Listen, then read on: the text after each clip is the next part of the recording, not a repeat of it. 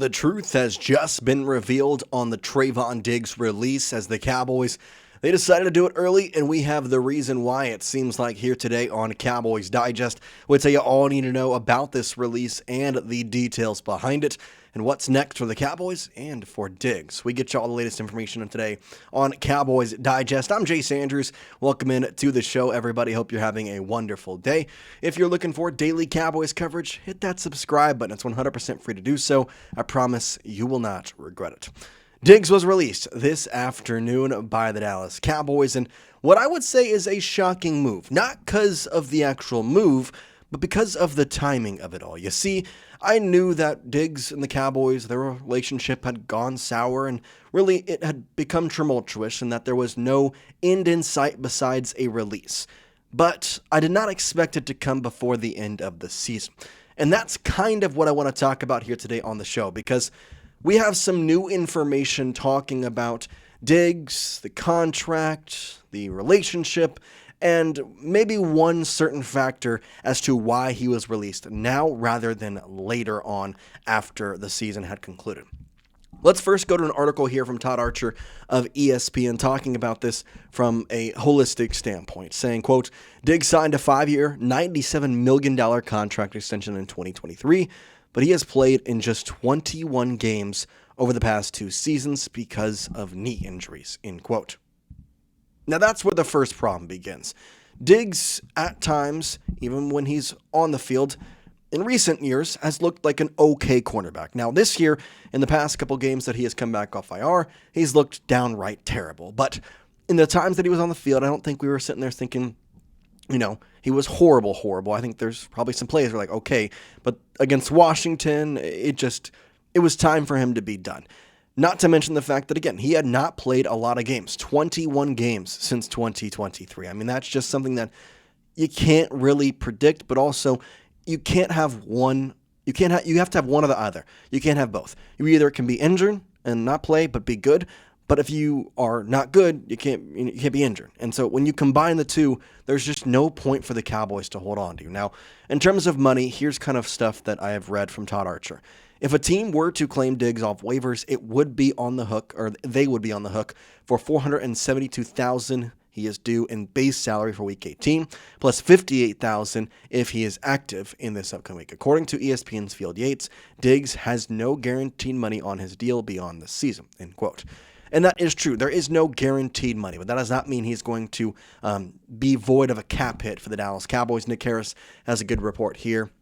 The team will take a $5.88 million dead cap hit in 2026. They will also save $12 million by this move as well. Now, for all the gurus of the NFL looking at all the contracts, talking about why this wasn't a post-June 1st cut, for a couple of different reasons. The first is, this relationship had gotten so bad where it just needed to be done. Second of all, the money it wasn't that big of a difference from June 1st to now. And so that's kind of a big thing with that. But I am kind of intrigued to see what happens from here on out. However, there's some interesting things that have come out since the release of Diggs. The first one is this, and it's a long story and probably a little bit too far-fetched, but I'm just going to put this out there because I'm seeing a lot of reports behind it. After the Cowboys have waived quarterback Trevon Diggs, he told us a couple weeks ago, actually, that he did not have an agent. He then hired David Mulgeta, I don't know if that's how you say your name, of Athletes First to represent him. He'll now go on to waivers, and if unclaimed, he will be a free agent. Now, if you remember the name or have heard that name before or seen that name before in terms of agents, you're probably wondering, well, why is that ringing a bell? It's because he is the representative for Micah Parsons. Now, Micah Parsons and Mr. Trevon Diggs are very close friends. And so reports are starting to come out like this one. Will Diggs go to the Packers? And I don't want to sit here and say that's off the table, but I will say that that's an intriguing thing because of where the Packers are at as well. And again, the money, you're not getting him for free. I mean, you're going to have to pay him some change here for the last couple weeks. So I don't know if that's true. However, it is an interesting thing that he got the same agent and how close he is with with Parsons. However, Parsons is injured. He tore his ACL. He's not going to be back for potentially all of next year. And so this is kind of an intriguing thing. But this relationship, it had gone bad a while back. Let's be honest. We can talk about injuries this year. We can talk about that. But here's the big thing. The Cowboys had problems with how Diggs rehabbed in each of the past 2 years, and so they enforced a $500,000 base salary de-escalator for 2025 if he failed to take part in 84% of the team's voluntary offseason programs. He, of course, did this by choosing to do rehab work in South Florida instead of under supervision of the team's athletic training staff, end quote. When you have that many injuries and when the team is asking you, I want your rehab done here, I want it done right, and you choose to not do that, that doesn't exactly scream team player. And finally, here's the most intriguing thing about this whole story. And I'm going to read it all, but I'm going to give you a caveat after it. Jordan Shultz tweeted out this just a little while ago.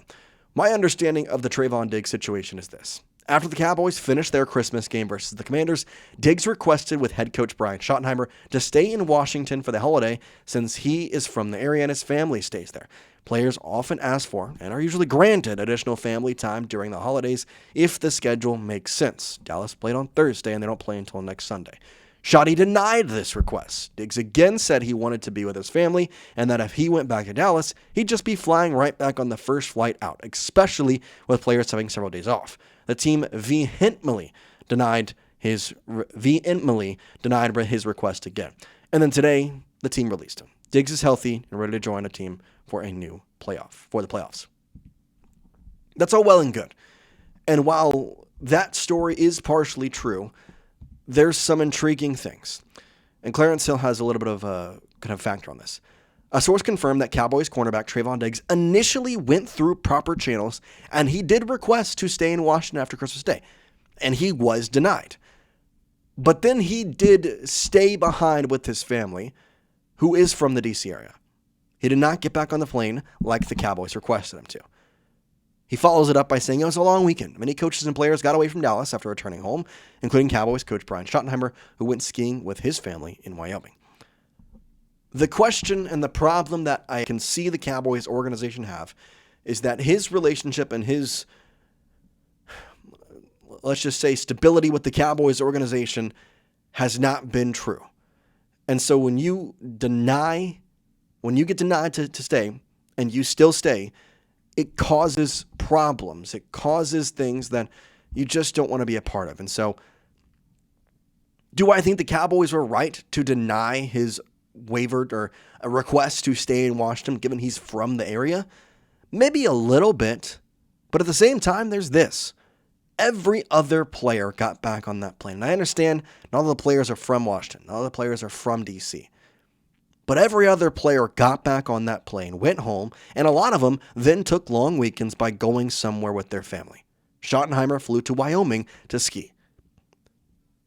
When you are taking away from the entire team, when you already have proven that you are not great fit with this team, it just makes sense to me why this happened.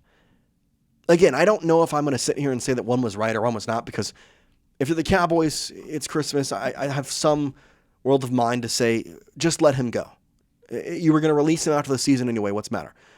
But in some ways, maybe this is a process of that. But the biggest thing to me is after he was denied, he should have halted to their request and gone. To me, this seemed like a crash course that Trevon Diggs turned off into a alleyway and hit into a wall. He wanted it to end. The Cowboys wanted it to end. Finally, it comes to an end. And now it's going to be an ongoing story. It's going to be ongoing. We're going to get new reports every day about what happened with Diggs. Is this something the Cowboys are wrong for? Is this something that that Diggs was wrong for? It's going to be a long story. It's not going to end here.